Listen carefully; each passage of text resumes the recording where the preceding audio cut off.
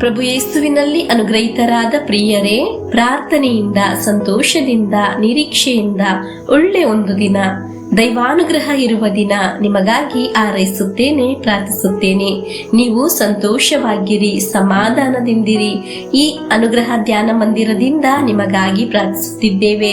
ನಾವು ಯಾರಿಗೆಲ್ಲ ಪ್ರಾರ್ಥಿಸಲು ಬಾಧ್ಯರಾಗಿದ್ದೇವೆ ಅವರಿಗೆಲ್ಲರಿಗಾಗಿ ಪ್ರಾರ್ಥಿಸುತ್ತೇವೆ.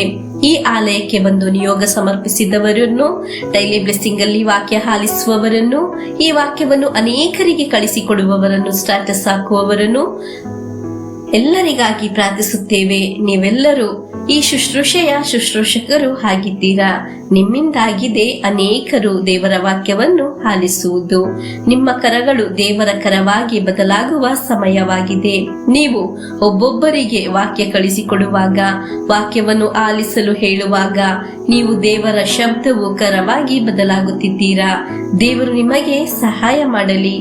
ಈ ಮುಂಜಾನೆ ದೇವರಿಗೆ ಕೃತಜ್ಞತೆ ಸಲ್ಲಿಸುತ್ತಾ ದೇವರ ವಾಕ್ಯವನ್ನು ಆಲಿಸೋಣ. ಸಂತೋಷದಿಂದ, ನಿರೀಕ್ಷೆಯಿಂದ ವಾಕ್ಯವನ್ನು ಆಲಿಸೋಣ.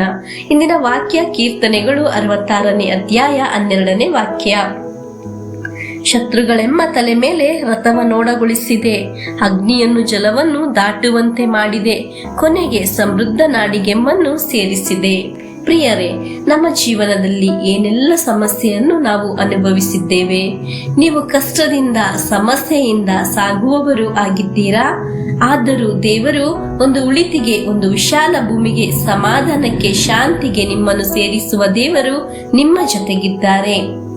ಒಂದು ನಿಮ್ಮನ್ನು ಕುಗ್ಗಿಸುವುದಿಲ್ಲ. ನಿಮ್ಮ ಸಮಸ್ಯೆಯಲ್ಲಿ ನಿಮಗೊಂದು ಬಿಡುಗಡೆ ಇದೆ.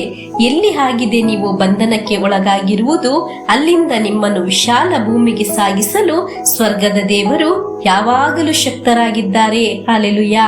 ಪ್ರಿಯರೇ, ಈ ವಾಕ್ಯ ಆಲಿಸುವಾಗ, ವಾಕ್ಯ ಆಲಿಸುವ ಹಸಿವು, ದಾಹ ನಿಮಗಿರಬೇಕು. ಹಸಿವು, ದಾಹ ಸಹಾಯ ಮಾಡುತ್ತದೆ.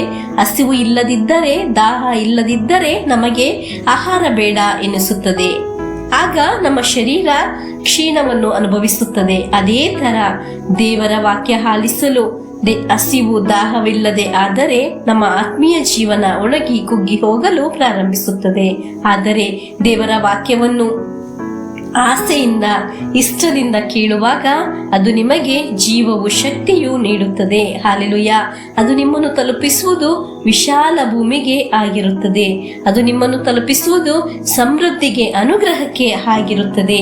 ಈ ವಾಕ್ಯ ಆಲಿಸುವಾಗ ಗಮನಿಸಿ, ಒಂದು ರೋಗಿ ಔಷಧಿ ಸೇವಿಸುವಾಗ ಅವನ ಶರೀರಕ್ಕೆ ಇಮ್ಯುನಿಟಿ ಪವರ್ ಸಿಗುವ ಹಾಗೆ, ಪ್ರಿಯರೇ, ನಿಮಗೆ ಗೊತ್ತೇ, ನೀವು ದೇವರ ವಾಕ್ಯವನ್ನು ಆಲಿಸುವಾಗ, ಆ ವಾಕ್ಯವನ್ನು ಸ್ವೀಕರಿಸುವಾಗ ನಿಮ್ಮಲ್ಲಿ ತುಂಬಿ ಬರುವ ಆತ್ಮಶಕ್ತಿ, ಆ ದೇವರ ಶಕ್ತಿ ವೃದ್ಧಿಯಾಗುವುದನ್ನು ಅನುಸರಿಸಿ ಮತ್ತೊಂದು ದುಷ್ಟ ಶಕ್ತಿಗೂ, ಅಂಧಕಾರ ಶಕ್ತಿಗೂ ನಿಮ್ಮನ್ನು ಸೋಲಿಸಲು ಸಾಧ್ಯವಾಗದ ರೀತಿಯಲ್ಲಿ ನೀವು ಶಕ್ತರಾಗುತ್ತೀರಾ. ಆ ದೇವರ ಶಕ್ತಿ ನಿಮ್ಮ ಮನೆ ಸುತ್ತ ತುಂಬಿ ನಿಲ್ಲುವುದು ನಿಮಗೆ ಅದು ತಿಳಿಯುತ್ತಾ ಇದೆಯಾ? ದೇವರ ವಾಕ್ಯ ಪ್ರಾರ್ಥಿಸಲು, ಆಲಿಸಲು, ವಿಶ್ವಾಸಿಸಲು ಪ್ರಾರಂಭಿಸುವಾಗ ನಮ್ಮಲ್ಲಿ ತುಂಬಿ ಬರುವ ಒಂದು ದೇವರ ಶಕ್ತಿ ಇದೆ. ಹಲ್ಲೆಲೂಯಾ. ಬೆಂಕಿಯಲ್ಲಿ, ನೀರಿನಲ್ಲೂ ಸಾಗುವ ಅನುಭವ ನಿಮಗೆ ಉಂಟಾದರೂ ಅದನ್ನು ನಿಭಾಯಿಸುವ ವಿಶಾಲ ಭೂಮಿಗೆ ನಿಮ್ಮನ್ನು ಸಾಗಿಸುವ ದೇವರ ಶಕ್ತಿಯನ್ನು ನೀವು ತಿಳಿಯಲು ಸಾಧ್ಯ. ಈ ವಾಕ್ಯ ಆಲಿಸುವಾಗ ನಿಮಗಾಗಿ ಪ್ರಾರ್ಥಿಸಲೇ? ಮನೆ ಇಲ್ಲ, ಸಂಪತ್ತಿಲ್ಲ, ಬಡತನವಾಗಿದೆ, ರೋಗವಾಗಿದೆ, ಸಾಲವಾಗಿದೆ, ಕೆಲಸವಿಲ್ಲ, ಇದೆಲ್ಲ ಹೇಳಿ ಬೇಸರ ಪಡುವವರೇ, ನಿಮ್ಮನ್ನು ದೇವರು ವಿಶಾಲ ಭೂಮಿಗೆ, ಸಮೃದ್ಧಿಗೆ ಕರೆತರುತ್ತಾರೆ. ಹಲ್ಲೆಲೂಯಾ. ಏನಾದರೂ ಅನುಗ್ರಹವನ್ನು ನೀವು ಆಗ್ರಹಿಸಲು ಸಾಧ್ಯವಾಗುತ್ತದೆ. ನಿಮಗೆ ರೋಗವಾಗಿದೆಯಾ? ದೇವರು ಅನುಗ್ರಹಿಸಿದ ಸೌಖ್ಯ ನಿಮಗೆ ಅನುಭವಿಸುತ್ತೀರಾ? ಸಾಲದ ಬಾಧೆಯ, ಕೆಲಸ ಇಲ್ಲದ ಅವಸ್ಥೆಯ, ಮನೆ ಇಲ್ಲವಾ? ಏನಾದರೂ ಬಂಧನಕ್ಕೆ ಒಳಗಾಗಿದ್ದೀರಾ? ಅಲ್ಲಿಂದ ನಿಮ್ಮನ್ನು ಅನುಗ್ರಹವಾಗುವ ವಿಶಾಲ ಭೂಮಿಗೆ ದೇವರು ಕರೆತರುತ್ತಾರೆ. ಹಲ್ಲೆಲೂಯಾ. ನಮಗೆಲ್ಲರಿಗೂ ವಿಶ್ವಾಸದಿಂದ ಹೇಳೋಣ, ದೇವರು ನೀಡುವ ವಿಶಾಲ ಭೂಮಿಯಲ್ಲಿ ನಾನು, ನನ್ನ ಕುಟುಂಬವು ತಲುಪುತ್ತೇವೆ. ಆ ವಿಶಾಲ ಭೂಮಿ ನನ್ನ ಒಳಿತಿಗಾಗಿ, ಐಶ್ವರ್ಯಕ್ಕಾಗಿ ಅದನ್ನು ನನಗೆ ಅನುಭವಿಸಲು ಸಾಧ್ಯವಾಗಲಿ ಎಂದು ಪ್ರಾರ್ಥಿಸಿ ಪ್ರಭು ಯೇಸುವಿನ ಆಶೀರ್ವಾದವನ್ನು ಸ್ವೀಕರಿಸೋಣ. ನಮ್ಮ ಪ್ರಭು ಯೇಸು ಕ್ರಿಸ್ತರ ವರಪ್ರಸಾದವು, ದೇವರ ಪ್ರೀತಿಯು, ಪವಿತ್ರಾತ್ಮರ ಅನ್ಯೋನ್ಯತೆಯು ನಮ್ಮೊಡನೆ ಇರಲಿ. ರೋಗಗಳಿಂದ, ಅಪಘಾತದಿಂದ, ದುರ್ಮರಣದಿಂದ, ಅಗಾಲಿದ ಮರಣದಿಂದ ಅಸೂಯೆಯಿಂದ ಮೋಸೈವಂದನೆಯಿರಿಂದೆല്ലാം ದೇವರು ನಮ್ಮನ್ನು ಸಂರಕ್ಷಿಸಲಿ. ಹಾಲೆಲೂಯ, ಆಮೇನ್.